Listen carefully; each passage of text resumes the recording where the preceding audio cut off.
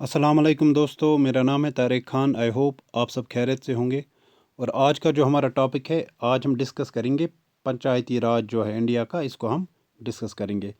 पंचायती राज institution जो India में है, इनको हम डिस्कस करेंगे। इसके कंसेप्ट को पहले हम समझेंगे, उसके बाद हम जो इम्पोर्टेंट कमिटीज़ है इस रिलेटेड वो हम कवर अप करेंगे। उसके बाद आर्टिकल्स देख लेंगे, फीचर्स देख लेंगे इसके, प्लस जो भी इम्पोर्टेंट फैक्टर्स हैं उनको हम डिस्कस करेंगे आज। ठीक।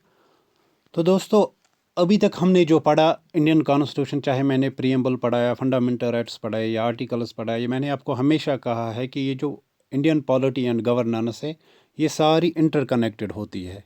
क्लियर। तो अभी तक हमने क्या पढ़ा? एक तो हमने पार्लियामेंट पढ़ा और हमने स्टेट लेजिस्लेचर भी पढ़ा। और जब मैंने वो टॉपिक्स आपको पढ़ाए थे, मैंने कहा था आपको कि इसका मतलब इंडिया में डिवीजन ऑफ पावर्स है। क्लियर। कि इंडिया में डिवीजन ऑफ पावर्स है, यानी हमारे पास सेंट्रल गवर्नमेंट है और स्टेट गवर्नमेंट है। क्लियर यहाँ तक? यानी इंडिया में ड्यूअल पॉलिटी है। क्लियर। एक तो है सेंटर के पास भी कुछ पावर्स और स्टेट्स के पास भी पावर्स। लेकिन लेकिन ये जो पंचायती राज इंस्टीट्यूशन है दोस्तों, इसको हम थर्ड टायर ऑफ गवर्नमेंट भी कहते हैं। यानी हमारे पास सेंट्रल गवर्नमेंट है जो हमने पढ़ा, जिसमें हमने पीएम पढ़ा, जिसमें हमने यूनियन काउंसिल ऑफ मिनिस्टर्स पढ़े, जिसमें हमने पार्लियामेंट पढ़ा, हमने स्टेट गवर्नमेंट पढ़ा, जिसमें हमने यहाँ पे हमने सेंट्रल गवर्नमेंट में प्रेसिडेंट भी पढ़ा था, और स्टेट गवर्नमेंट में स्टेट लेजिस्लेचर, सीएम हमने पढ़ा, काउंसिल ऑफ मिनिस्टर्स हमने पढ़ा, हमने गवर्नर इसमें पढ़ा। क्लियर। तो ये हो गए दो टायर।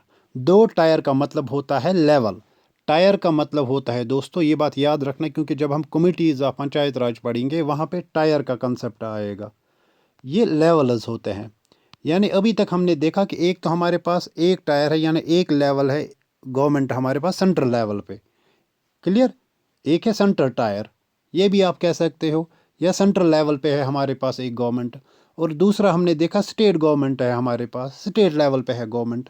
और तीसरा जो है इंडियन कॉन्टेक्स्ट के केस में, that is third tier of government हमारे पास है, दैट इज़ जिसको हम लोकल गवर्नमेंट कहते हैं।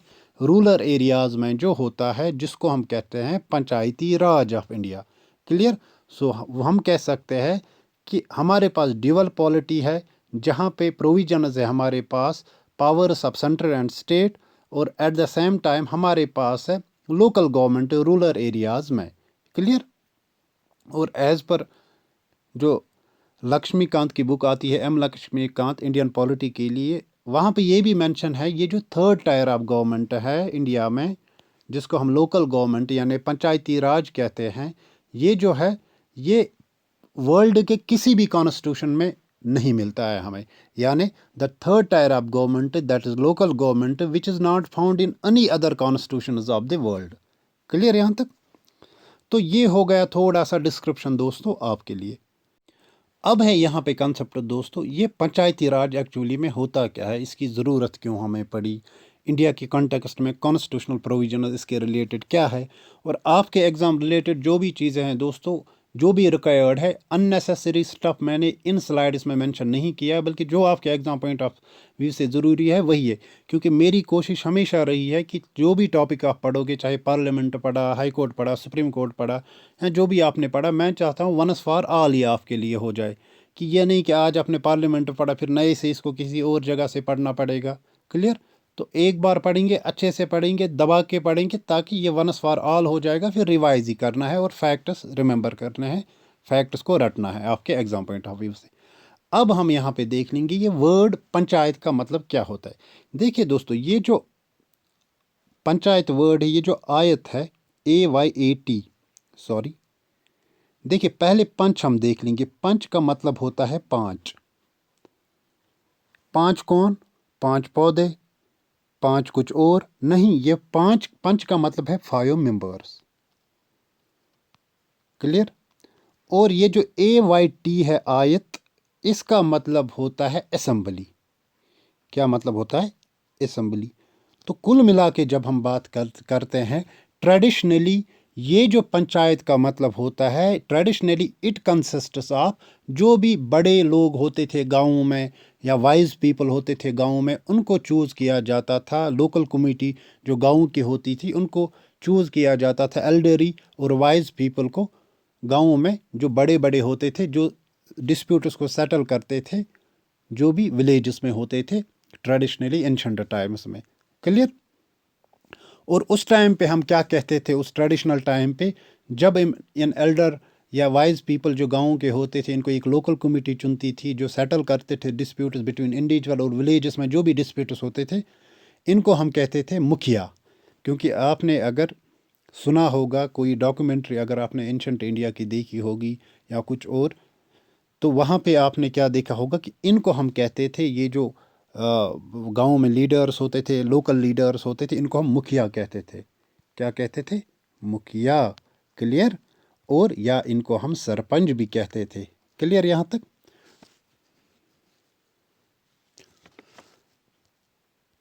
अब हम यूजुअली ये भी कहते हैं कि ये जो पंचायती का कंसेप्ट है, पंचायत राज यानी रूरल एरियाज़ में जो लोकल गवर्नमेंट होती है, जहाँ पे हमें मुखिया देखने को मिलता है या एक लोकल अथॉरिटी देखने को मिलती है जो सेटल करती है डिस्प्यूट्स गाँवों के खुद ही, ये हमें एंशंट टाइम से देखने को मिलता है। अगर आपने नाम सुना होगा कौटिल्य, जो अर्थशास्त्र है कौटिल्य की, तो उसमें भी विलेज पंचायत का जिक्र है। और अगर आपने एंशंट हिस्ट्री भी पढ़ी होगी, और आपको पढ़नी ही है, क्योंकि इस एग्ज़ाम से ऐसा के एग्ज़ाम के लिए अगर आप हिस्ट्री की अगर हम बात करेंगे, एक तो आपको एंशंट हिस्ट्री पढ़नी है, आईएनएम पढ़ना है, और सॉरी, एक तो आपको एंशंट हिस्ट्री के इम्पोर्टेंट चैप्टर्स पढ़ने हैं, जैसे आपको मौर्यन पढ़ना है, इंडस वैली सिविलाइजेशन, गुप्ताज पढ़ना है, पोस्ट मौर्यन पढ़ना है, फिर मेडिवल में दिल्ली सल्तनत आपको पढ़नी है, इसीलिए फिर आईएनएम आपको पूरा पढ़ना है। तो एंशंट हिस्ट्री में अगर आपने कभी पढ़ा होगा, जो मौर्यन पीरियड था या पोस्ट मौर्यन पीरियड, वहाँ पे हेडमैन होता था एक विलेज का। क्लियर। इसी तरीके से ये जो ट्रेडिशन है, ये नोमेनक्लेचर, ये फिर कंटिन्यू रहा गुप्ता पीरियड तक भी। और गुप्ता पीरियड में भी हमने क्या देखा कि डिस्ट्रिक्ट ऑफिशियल्स होते थे जिसको विषयापति हम कहते थे, विलेज हेडमैन होता था जिसको ग्रामपति हम कहते थे। इसी तरीके से मेडिवल इंडिया में जब हम आते हैं, मेडिवल पीरियड के टाइम पे हम आते हैं, दिल्ली सल्तनत के पीरियड में जब हम आते हैं, तो वहाँ पे हम क्या देखते हैं कि 3 इम्पॉर्टेंट ऑफिशियल्स होते थे। कहाँ पे? विलेजेस में। क्लियर। एक तो यानी दिल्ली सल्तनत के टाइम पे, जिसको हम मिडिवल पीरियड ऑफ इंडिया कहते हैं, उस टाइम पे 3 ऑफिशियल्स होते थे, इंपॉर्टेंट ऑफिशियल्स। कहाँ पे? विलेजेस में। एक होता था मकदम। जो कश्मीरी स्टूडेंट्स यहाँ पे होंगे, उनको ये मकदम वर्ड, इसके साथ वो ज़्यादा फेमिलर होंगे। मकदम होता था जो एडमिनिस्ट्रेशन के लिए होता था। कहाँ पे? ये होता था गांव में। और पटवारी होता था, ये होता था रेवेन्यू कलेक्शन के लिए। और चौधरी होता था, ठीक, ये होता था चौधरी, जो वर्ड है ये होता था तीसरा एक ऑफिशियल जो सेटल करता था dispute with the help of पंचस। यानी मकदम, पटवारी और चौधरी जो होते थे, ये हमें दिल्ली सल्तनत के टाइम पे मिले। फिर जब हम ब्रिटिश राज की तरफ आते हैं, ब्रिटिश राज में हमने क्या देखा, यानी मॉडर्न इंडिया में जब हम आते हैं, हमने क्या देखा, विलेज पंचायतें जो थे, जो एक ट्रेडिशन चलता आ रहा था हमारे पास मौर्यन पीरियड से, फिर मिडिवल पीरियड में, फिर ये ब्रिटिश राज में इसकी रिलेवेंस या इसकी ग्लोरी जो कम हो गई। लेकिन फिर मायो एक था, जिसको लॉर्ड मायो भी हम कहते हैं, उसने 1870 में क्या किया काम, उसने 1870 में एक लोकल गवर्नमेंट इंस्टीट्यूशंस के लिए, इन पंचायत के लिए कुछ काम किया, एक रेजोल्यूशन लाया। लेकिन फिर इसी मायो के फुट स्टेप्स को, इसी के ब्लूप्रिंट को फॉलो किया किसने? लॉर्ड रिपन ने। और उसने भी इस पैरामीटर्स को स्ट्रांग बनाया, यानी इस पंचायती राज को एक डेमोक्रेटिक फ्रेमवर्क में स्ट्रांग बनाया अपने रेजोल्यूशन से। और रिपन को ही हम कहते हैं, for exam point of view, जो लॉर्ड रिपन था ब्रिटिश टाइम पे, उसको हम कहते हैं father of local self government. तो ये वो सारी चीज़ें मैंने यहाँ पे मेंशन की, आप टेंशन मत ले लो। अब दोस्तों, ये दास्तान जो मैंने आपको कही, मौर्यन पीरियड से लेकर मिडिवल पीरियड से लेकर ब्रिटिश राज तक, एक शॉर्ट फॉर्मेट में मैंने आपको 5-6 मिनट ये कहा। इसका मतलब यही किया है, मेरी हमेशा यही कोशिश रहती है कि चीज़ों को क्रोनोलॉजिकल वे में आप समझने की कोशिश करो। हम सिर्फ डायरेक्ट आप पढ़ते, मैं आपको पढ़ाता, भाई लोगों ये है 73rd अमेंडमेंट, इसमें ग्राम पंचायत होता है, फिर 1992 में ये हुआ पंचायत डे, इस डे को मनाया जाता है, बात ख़त्म। ऑब्जेक्टिव 5-6 करवाता, बात ख़त्म। अब जब हम कहानी के ज़रिए दोस्तों एक क्रोनोलॉजिकल ऑर्डर में चीज़ों को पढ़ते हैं, उससे ना एक फॉर्मेट आपके ब्रेन में बनता है। उसके बाद आप चीज़ों को अच्छे से रट भी पाते हो और चीज़ें बहुत देर तक आपके जहन में अच्छे से सेव रहती है, क्योंकि हमारा दिमाग जो है ना, इसके इसकी मेमोरी के साथ कोई भी compete नहीं कर सकता। लेकिन इसको किस तरीके से, इसमें इंफॉर्मेशन हमें किस तरीके से फीड करनी है वो हमें समझना है। क्लियर? इसलिए मैं क्या आपको डायरेक्टली पढ़ा था 73rd अमेंडमेंट 1992 में, पार्ट दिस पार्ट वो, ग्राम पंचायत सरपंच को इलेक्ट करता है, फलाना डिमकाना, ये वो भी हम पढ़ लेंगे। अब वो आपके एग्जाम पॉइंट ऑफ व्यू से है इंपॉर्टेंट, उनको भी हम पढ़ लेंगे, लेकिन एक क्रोनोलॉजिकल वे में हम स्टार्ट करेंगे।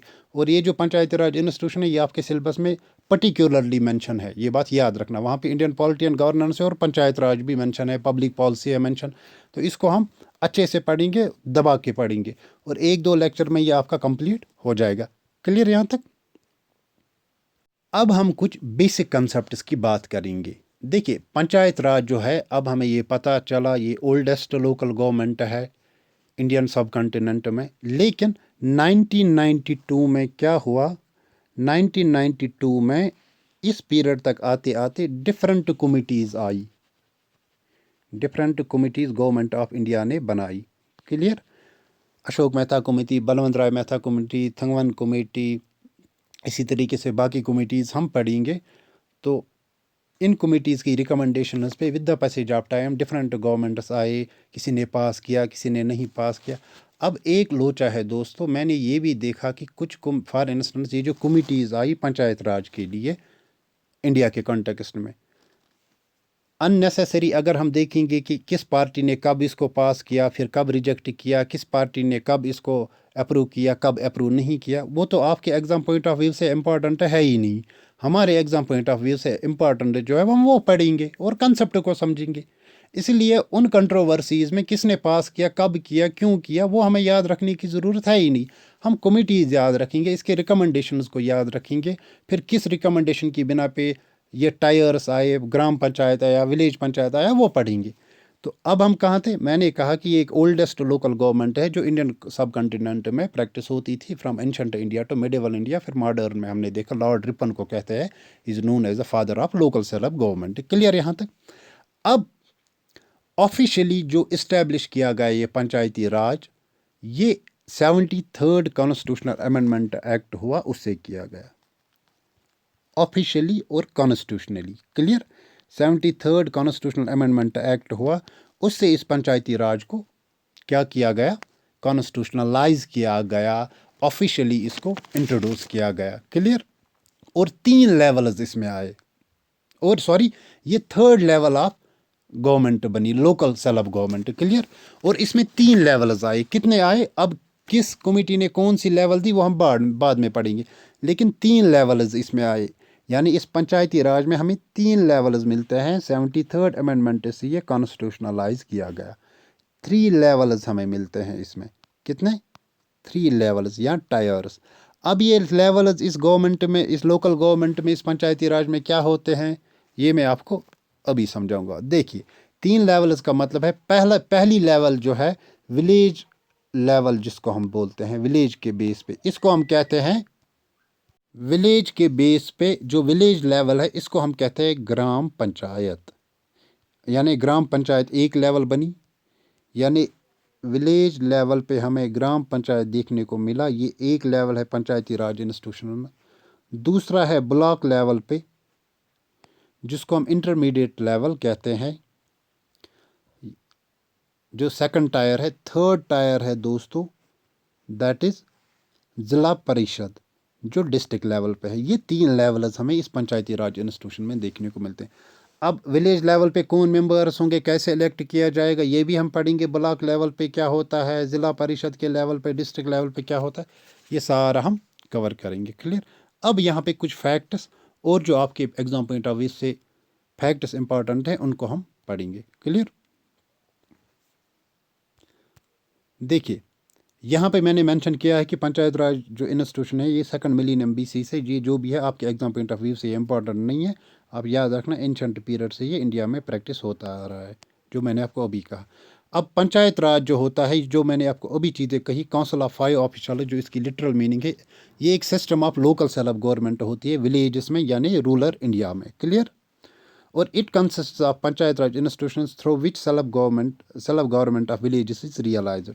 यानी सेल्फ गवर्नमेंट जो विलेजेस में होती है, विलेज के डिस्प्यूट्स को रियलाइज करना, बाकी चीज़ें, they are tasked with economic development. और इस पंचायत राज इंस्टीट्यूशन का काम क्या है? बेसिक एसेंस यही है कि जो डेमोक्रेटिक प्रिंसिपल्स है वो ग्रास रूट लेवल तक पहुंच जाए। ग्रास रूट लेवल मतलब ये एक बॉटम अप्रोच है। हम क्या देखते हैं, हमारे पास विलेजेस होते हैं, सिटीज़ होते हैं, या सॉरी टाउन्स होते हैं, सिटीज़ होते हैं, स्टेट्स होते हैं। तो ये जो बेसिक लेवल है, बेसिक यूनिट ऑफ सोसाइटी है विलेजेस, इसको हम ग्रास रूट लेवल कहते हैं। इस ग्रास रूट लेवल पे ये पंचायती राज इंस्टीट्यूशन होता है, जो 3 टायर की होती है, जो मैंने आपको अभी कहा। और इसका यही मतलब है कि ग्रास रूट लेवल पे डेमोक्रेटिक प्रिंसिपल्स को फर्निश किया जाए, रियलाइज हो जाए। पंचायती राज इंस्टीट्यूशन का मकसद क्या है? यानी to uphold the democratic principles at grass root level, यानी ग्रास रूट लेवल पे डेमोक्रेसी को पहुंचाना। वहाँ पे जो लोकल, जो विलेजर्स है, यानी लोकल गवर्नमेंट है, जो विलेज ही चुनते हैं, जिसको हम ग्राम सभा कहते हैं, वो अपने डिस्प्यूट्स खुद ही सॉल्व करे और स्टेट गवर्नमेंट उनको सपोर्ट करे। क्लियर? उसके बाद है दोस्तों, it consists of panchayat raj. इसके बाद है they are tasked with economic development, जो मैंने आपको अभी कहा कि इकोनॉमिक डेवलपमेंट हो जाए, सोशल जस्टिस मेंटेन विलेज में रहे, implementation of central and state government scheme जो होगी, ये विलेज लेवल पे अच्छे से इनको इम्प्लीमेंट किया जाए। ये पंचायती राज जो है, इसका काम यही है कि ग्रास रूट लेवल पे डेमोक्रेसी को, इकोनॉमिक डेवलपमेंट और सेंट्रल और स्टेट गवर्नमेंट की स्कीम्स को इम्प्लीमेंट किया जाए। अब महात्मा गांधी ने एडवोकेट किया था इस कंसेप्ट को, अपहोल्ड किया था पंचायत राज को। उसने कहा था ये फाउंडेशन है इंडियन पॉलिटिकल सिस्टम की, और इसको हम डिसेंट्रलाइज्ड फॉर्म ऑफ गवर्नमेंट भी कहते हैं। डिसेंट्रलाइज्ड गवर्नमेंट का मतलब क्या होता है कि ग्रास रूट लेवल पे। क्लियर? कि गवर्नमेंट को हम डिसेंट्रलाइज, एक हो गया सेंट्रलाइज्ड टेंडेंसी, सेंट्रलाइज्ड टेंडेंसीज होगा कि जब सेंट्रल गवर्नमेंट ही खुद ही चीज़ों को कंट्रोल करेगी, अल्टीमेट पावर उधर ही होगा। ठीक, लेकिन डिसेंट्रलाइजेशन का मतलब ये होता है कि ग्रास रूट लेवल, जो बॉटम लेवल होती है किसी पॉलिटिकल सिस्टम की, और इंडिया के कॉन्टेक्स्ट की, इंडिया के पॉलिटिकल सिस्टम की अगर हम बात करेंगे, तो यहाँ यानी डिसेंट्रलाइजेशन का मतलब होता है ये जो गवर्नमेंट होती है, इसको ग्रास रूट लेवल तक पहुँचाया गया, डेमोक्रेटिक प्रिंसिपल्स को ग्रास रूट लेवल तक पहुँचाया गया। और ताकि जो सेंट्रल और स्टेट लेवल की स्कीम्स हैं उनको इम्प्लीमेंट ग्रास रूट लेवल पे किया जाए। क्लियर यहाँ तक? तो पंचायत राज क्या होता है? क्लियर यहाँ तक? तो पंचायत राज होता है the democracy at grass root level, और इसका मकसद यही है। उसके बाद है दोस्तों, ये जो विलेज सेल्फ गवर्नेंस की हम बात करते हैं, जो हम पंचायत राज इंस्टीट्यूशन से अपहोल्ड करते हैं या फर्निश करते हैं, तो इसके लिए जो ग्राम सभा राजा है, ये वर्ड यूज़ किया गया है। क्लियर? ग्राम सभा राजा, ठीक यहाँ तक, यानी विलेज सेल्फ गवर्नेंस। अब दोस्तों, ये जो पंचायती राज सिस्टम है, ये फर्स्ट अडॉप्ट किया किस स्टेट ने? यहाँ पे थोड़ा कन्फ्यूजन है दोस्तों, क्योंकि एग्ज़ाम में ये क्वेश्चन कई बार आया है कि in which state the panchayati raj panchayat raj system was first adopted. तो वहाँ पे राजस्थान ही आंसर होता है। ये तो मुझे पता ही, आपको भी पता होगा, क्योंकि राजस्थान जो स्टेट है, वहाँ का जो नागौर डिस्ट्रिक्ट है, वहाँ पे ये 2 अक्टूबर 1959 को इनाग्रेट किया गया। क्लियर? इंडिपेंडेंस के बाद। क्लियर? लेकिन इससे पहले भी एक स्टेट रही है जहाँ पे फर्स्ट टाइम अडॉप्ट किया गया है पंचायत राज सिस्टम। क्लियर? यानी वो है बिहार। बिहार में सबसे पहले पंचायत राज सिस्टम जो है, इसको अडॉप्ट किया, लेकिन वो एक्ट था पंचायती राज एक्ट 1947 का। क्लियर? लेकिन एग्ज़ाम में जब क्वेश्चन आता है, वो आता है राजस्थान रिलेटेड, कि आफ्टर इंडिपेंडेंस राजस्थान स्टेट में ही वहाँ का जो नागौर डिस्ट्रिक्ट है, वहाँ पे 2 अक्टूबर 1959 को पंचायत राज सिस्टम जो है पहली बार इम्प्लीमेंट किया गया। क्लियर यहाँ तक? लेकिन अगर आप विकीपीडिया पढ़ोगे ना पंचायत राज इंस्टीट्यूशन का, तो वहाँ पे ये बिहार जो मैंने यहाँ पे कहा, ये वर्ड भी मेंशन है कि पहली बार अगर हम कहेंगे कि panchayat raj system was first adopted, किस स्टेट ने, तो बिहार ने। लेकिन वहाँ पे कौन एक्ट था? पंचायत राज एक्ट 1947। अगर हम इंडिपेंडेंस इंडिया की बात करेंगे तो राजस्थान का जो नागौर डिस्ट्रिक्ट है, वहाँ पे 2 अक्टूबर 1959 को इस पंचायत राज को इम्प्लीमेंट किया गया। क्लियर? तो इसको फटाफट एक रीडिंग मार लेते हैं। Panchayat raj system was first adopted by the state of Bihar by the Bihar panchayat raj act 1947। लेकिन अगर क्वेश्चन में आएगा ना, तो आप राजस्थान ही मार्क करना, क्योंकि यही आंसर है। क्योंकि यूजुअली हमें 73rd अमेंडमेंट एक्ट पढ़ना है, हमें थोड़ी बिहार पंचायत राज एक्ट पढ़ना है 1947 का। क्लियर? तो आप राजस्थान ही आंसर देना। It was continued legacy of the local self government started by Lord Ripon, जिसको हम father of local self government भी कहते हैं। Later it was implemented by Rajasthan in Nagaur district on 2 October 1959 को। Rajasthan was the first state to introduce panchayati raj system in India after independence. और बिहार क्या थी? 1947 से पहले, इसके एक्ट के तहत। अब यहाँ पे दोस्तों कुछ फैक्ट्स है, जैसे कि नेशनल पंचायत डे हम कब मनाते हैं? 24 अप्रैल को हम मनाते हैं नेशनल पंचायत डे। ठीक, यहाँ पे मैंने मेंशन किया है कि नेशनल पंचायत डे, ये बात याद रखना, ये 24 अप्रैल को हम सेलिब्रेट करते हैं। महात्मा गांधी ने क्या कहा था कि the future of India lies in its villages. Clear? और याद करो आर्टिकल 40 मैंने पढ़ाया था आपको, मैंने कहा था ये गांधीयन प्रिंसिपल है, जब मैंने आपको DPSPs पढ़ाए थे। ये किस रिलेटेड है, इसका आंसर कमेंट सेक्शन में लिख लो। क्लियर? तो नेशनल पंचायत राज डे हम कब मनाते हैं? 24 अप्रैल को। उसके बाद ये नेशनल पंचायत डे हम क्यों मनाते हैं 24 अप्रैल को? देखिए, कॉन्स्टिट्यूशन जो है 73rd अमेंडमेंट एक्ट जो पास किया गया 1992 में, जो फोर्स में आया कब? 24 अप्रैल 1993 को वो फोर्स में आया। और इसी 90 status on panchayat raj institution. देखिए, ये जो 73rd अमेंडमेंट एक्ट है, इसने कॉन्स्टिट्यूशनल स्टेटस दिया पंचायत राज इंस्टीट्यूशन को। दिस डेट दस मार्कस है defining moment in the history of decentralisation. का क्या मतलब होता है कि जब पावर को, डेमोक्रेटिक प्रिंसिपल्स को ग्रास रूट लेवल तक पहुंचाया जाए, ताकि सेंट्रल और स्टेट स्कीम्स अच्छे से इम्प्लीमेंट हो जाए। Decentralisation of the political power to the grass root level.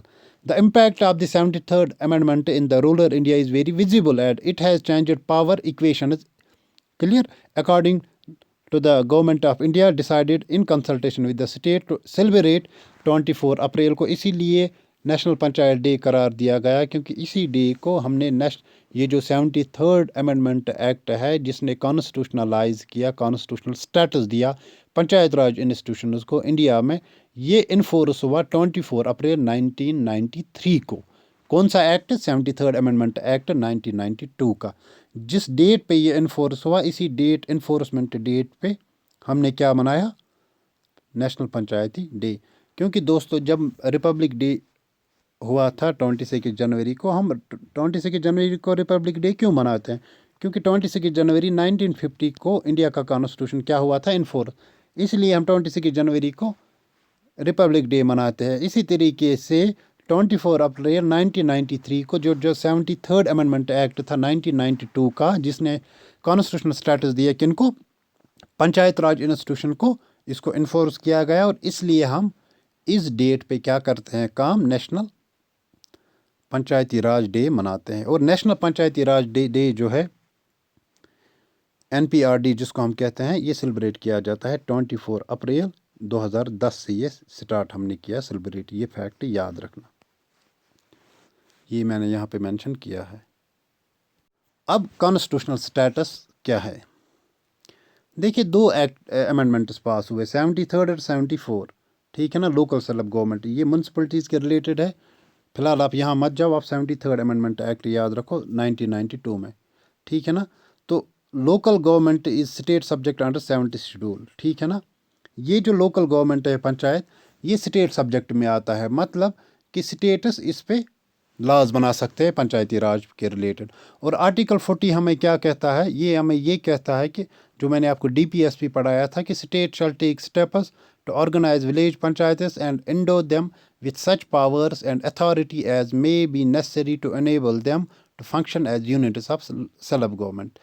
यानी मैं कह रहा हूँ कि हमने जब directive principles of state policy पढ़ा था, वहाँ पे मैंने आपको पढ़ाए थे डिफरेंट आर्टिकल्स, और मैंने ये भी कहा था कि आर्टिकल 40 को याद रखना ही रखना है। आर्टिकल 40 अब सिंपली याद रखना, ये विलेज पंचायत के साथ डील करता है, और ये हमें, ये स्टेट को ये कहता है, क्योंकि मैंने आपको जब DPSP पढ़ाया था, directive principles of state policy, उस टॉपिक को याद करो। अगर किसी ने वो लेक्चर नहीं देखा है तो पहले वो बराए मेहरबानी उस लेक्चर को देखें, क्योंकि ये सारे लेक्चर्स इंटरकनेक्टेड है।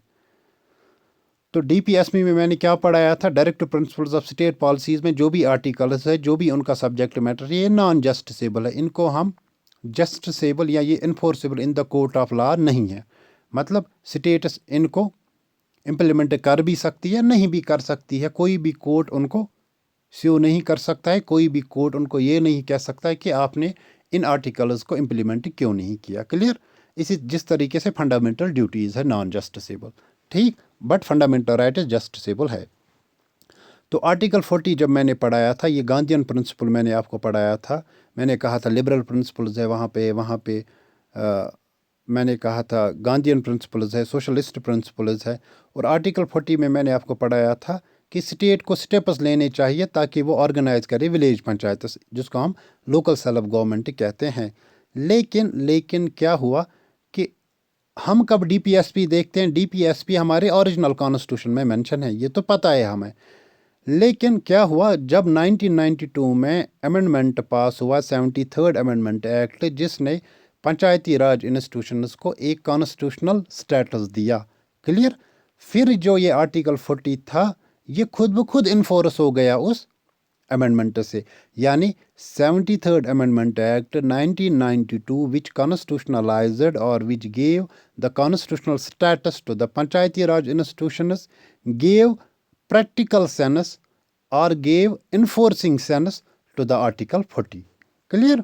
और राजस्थान फर्स्ट स्टेट थी जिसने इस्टेब्लिश किया पंचायत राज, ये हमने अभी पढ़ा, और इनाग्रेट किया था उस टाइम का जो प्राइम मिनिस्टर था जवाहरलाल नेहरू, उसने इसको इनाग्रेट किया। अब दोस्तों पंचायती राज कमेटीज़ है, ये पंचायती राज कमेटीज़ मेरे ख्याल से ये वो कमेटीज़ जो इसके रिलेटेड है, किसके रिलेटेड, पंचायत राज कमेटीज़ के रिलेटेड। यानी हमने क्या देखा कि हमारे ओरिजिनल कॉन्स्टिट्यूशन में पंचायती राज एज सच नहीं मेंशन था, एक्सेप्ट हम कहेंगे कि आर्टिकल 40 में मेंशन था, बट ये नॉन जस्टिसेबल था। लेकिन 1992 में हमने क्या देखा, 73rd कॉन्स्टिट्यूशन अमेंडमेंट एक्ट आया, इसने प्रैक्टिकल शेप दी इस आर्टिकल 40 को, और पंचायती राज इंस्टीट्यूशंस को कॉन्स्टिट्यूशनल स्टेटस दिया। क्लियर? लेकिन ये इवॉल्व हो गया आहिस्ता आहिस्ता। पंचायती राज इंस्टीट्यूशंस को कॉन्स्टिट्यूशनल स्टेटस देने के लिए ये चीज़ें एब्रप्टली गवर्नमेंट ऑफ इंडिया ने पास नहीं की, बल्कि 1992 में पास किया एक अमेंडमेंट। तो उससे पहले डिफरेंट कमिटीज़ आई, जिन कमिटीज़ ने कहा कि इसको लीगलाइज करो भाई, इस कमिटीज़, ये पंचायती राज बहुत इंपॉर्टेंट है, इसकी इंपॉर्टेंस क्या है, क्या क्या इसमें होना चाहिए, उसके लिए डिफरेंट कमिटीज़ आई। यानी इस एक्ट से पहले, इस 73rd अमेंडमेंट एक्ट से पहले डिफरेंट पंचायती राज इंस्टीट्यूशन रिलेटेड कमिटीज़ आई, जिनको हम कहते हैं committees on panchayat raj institution. अब ये कमिटीज़ दोस्तों, इनको मैंने डिफरेंट एक अलग फॉर्मेट में आपके सामने लाया है। देखिए ये जो फॉर्मेट मैंने लाया है आपके लिए, क्योंकि मैं नहीं चाहता कि आप अननेसेसरी डाटा पढ़ो। ये कमिटीज़ अगर आप किसी बुक से पढ़ने बैठोगे ना, उठाना, लक्ष्मीकांत बुक एक रिकमेंडेड बुक आती है पंचायत राज इंस्टीट्यूशंस के लिए, और मैक्सिमम टाइम मैं भी उसको कंसल्ट करता हूँ, मैं उसको ज़्यादा कंसल्ट करता हूँ, क्योंकि वो रिकमेंडेड बुक है इंडियन पॉलिटी के लिए, उसमें तो कोई शक नहीं है। जो वो पूरी पढ़ेगा तो एट लीस्ट उसमें सारा कुछ मेंशन है। लेकिन टाइम कम होने की वजह से, या आपके पास बाकी कंपोनेंट्स है, हिस्ट्री है, पॉलिटी है, ज्योग्राफी है, EVS है, कंप्यूटर है, रीजनिंग है, ये सारे कंपोनेंट्स आपको पढ़ने हैं। इसलिए अगर आपको इंडियन पॉलिटी ही सिलेबस में होती तो मैं आपको कहता कि पेज बाय पेज उसको पढ़ो। तो वहाँ पे ये कमिटीज़ ज़्यादा स्ट्रेच की गई है, और मैंने लक्ष्मीकांत को ही कंसल्ट किया, और वहाँ से फिर कुछ फैक्ट्स निकाले, कॉन्सेप्ट्स निकाले प्रिसाइज करके, और फिर स्लाइड्स बनाई ताकि आपको आसानी हो जाए, और आपका टाइम बचे, और आप स्मार्टली इन चीज़ों को पढ़ पाओगे। देखिए पहली कमेटी थी बलवंत राय मेहता कमेटी, जो 1957 में बनाई गई। ठीक, on working on community development community development program and national extension service के लिए बनाई गई। इसने क्या रिकमेंड किया, इसने कहा 3 टायर्स होने चाहिए, 3 टायर मैंने आपको समझाया पहले ही, क्योंकि मुझे पता था आगे कमिटीज़ में ये टायर का कंसेप्ट आएगा, लेवल्स का कंसेप्ट आएगा, टायर्स या लेवल्स, तो ये आपको कंफ्यूज करेगा। तो इसने कहा 3 टायर्स होनी चाहिए। इसने कहा प्लानिंग एंड डेवलपमेंट होनी चाहिए डिस्ट्रिक्ट लेवल के टायर पे, डिस्ट्रिक्ट कलेक्टर होना चाहिए, चेयरमैन जो जिला परिषद होता है, 3rd टायर है जो मैंने आपको अभी समझाया। इसी तरीके से अशोक मेहता कमेटी आई पंचायत राज इंस्टीट्यूशंस पे, क्लियर। इसने 2 टायर कहा। ये बात याद रखना, ये जो अशोक मेहता कमेटी है ये 1977 में बनाई गई। इसने 2 टायर का कंसेप्ट दिया। एक तो इसने कहा कि ज़िला परिषद एग्जीक्यूटिव बॉडी होनी चाहिए, और इसने रिकमेंड किया कि कॉन्स्टिट्यूशनल स्टेटस होना चाहिए इन पंचायत राज को, क्योंकि जब 1970 हमने क्या देखा, 73rd कॉन्स्टिट्यूशन अमेंडमेंट एक्ट आया 1992 में, जिसने पंचायती राज इंस्टीट्यूशंस को कॉन्स्टिट्यूशनलाइज किया, कॉन्स्टिट्यूशनल स्टेटस दिया। लेकिन अशोक मेहता कमेटी ने ये कहा था कि इसको बाय कॉन्स्टिट्यूशनल स्टेटस दे दो, क्योंकि ये 1977 की बात है, क्लियर। और इसने ये भी किया कि नया या पंचायत का कंसेप्ट इसने दिया। इसने कहा कि मिनिस्टर होना चाहिए पंचायत राज के लिए स्टेट काउंसिल ऑफ मिनिस्टर्स में से, यानी स्टेटस में मिनिस्टर होना चाहिए पंचायत राज के लिए। और इसने कहा रिजर्वेशन होनी चाहिए एससीज के लिए और एसटीज के लिए। एग्ज़ाम पॉइंट ऑफ व्यू से दोस्तों आप एक बात ये रखना है कि 2 टायर किसने कहा, रिकमेंड किसने की कॉन्स्टिट्यूशनलिटी पहले, अशोक मेहता, या 3 टायर किसने दिया, ये सारी चीज़ें। उसके बाद दांतेवाला कमेटी आई। इसने कहा ब्लॉक प्लानिंग का कंसेप्ट इसने दिया। हनुमंथन राव कमेटी आई, इसने ये भी डिस्ट्रिक्ट प्लानिंग पे थी। इसी तरीके से जीवी के राव कमेटी आई। इसने कहा ज़िला परिषद एक पिवटल इंपॉर्टेंस है इसकी, क्लियर। इसने कहा post of district development commissioner होना चाहिए, जो सीओ रहेगा ज़िला परिषद का, क्लियर। सॉरी इसी तरीके से LM सिंघवी कमेटी है। इसने भी 3 टायर का कंसेप्ट दिया, और इसने भी कहा कि कॉन्स्टिट्यूशनल रिकग्नाइजेशन देनी चाहिए पंचायत राज इंस्टीट्यूशंस को, और अलग चैप्टर होना चाहिए कॉन्स्टिट्यूशन ऑफ इंडिया में पंचायत राज के लिए। फिर थुंगवन कमेटी आई। इसने कहा कि फिक्स्ड टेन्योर के लिए होना चाहिए, जैसे 5 ईयर्स का। गदगिल कमेटी आई, ठीक। इसने कहा डायरेक्ट इलेक्शंस होने चाहिए मेंबर्स ऑफ पंचायत के लिए, ऑल द 3 लेवल, चाहे वो विलेज लेवल पे हो, ब्लॉक लेवल पे हो, या ज़िला परिषद यानी डिस्ट्रिक्ट लेवल पे हो, हर एक लेवल पे डायरेक्ट इलेक्शंस होने चाहिए, लोग डायरेक्ट वोट डालने चाहिए। इसने भी फिक्स्ड टर्म दी 5 ईयर। अब दोस्तों मैक्सिमम कमेटीज़ के मैक्सिमम रिकमेंडेशंस यहाँ पे आपको मैच होने को देखने को मिलेंगे। जैसे recognisation of Panchayati constitutional recognisation देनी चाहिए, ये LM सिंघवी कमेटी ने भी कही है, और ये कहा है किसने, अशोक मेहता कमेटी ने भी, जो यहाँ पे मेंशन है, क्लियर। अब यहाँ पे कुछ चीज़ें हैं दोस्तों, अगर हम इनकी रिकमेंडेशन सारी पढ़ेंगे ना, तो इनकी रिकमेंडेशन काफ़ी ज़्यादा है। एक एक ने, मैं क्या कहूँगा कि फिर तो 20, मुझे लगता है एक एक कमेटी की रिकमेंडेशन अगर हम सारी पढ़ेंगे तो 10-12 स्लाइड्स तो एक कमेटी के रिकमेंडेशंस पे चली जाएंगी। लेकिन अब आपको याद क्या रखना, जो मोटे पॉइंट्स है जो अभी तक एग्ज़ाम में आए हैं, एक तो आपको वो याद रखना है, date of appointment to committee का याद रखना है, और ये जो कमेटीज़ है इनको याद रखना है, ये सारे पंचायत राज रिलेटेड थी। देखिए वहाँ पे कभी ये भी क्वेश्चन आ सकता है कि दांतेवाला कमेटी किस रिलेटेड थी, क्लियर। या वहाँ पे ये भी आ सकता है कि अशोक मेहता कमेटी किस रिलेटेड थी, which among the following committee was related with the panchayat raj institution.